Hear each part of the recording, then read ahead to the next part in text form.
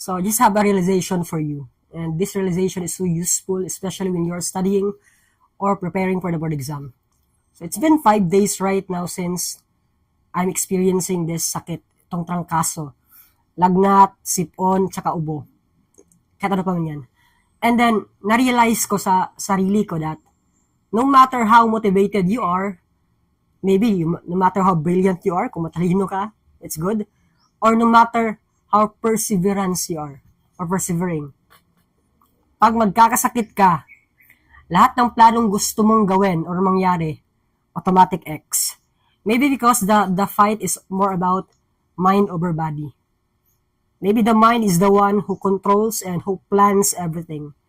But still, the body who enacts whatever things you must do. Kung nag-aaral ka, gaano ka man ka-motivated, ka-brilliant, katalino, pag magkasakit ka, wala lahat yung plano. So I realized that you really have to alagaan yung katawan mo, lalo na pag nag-aaral ka, detrimental siya.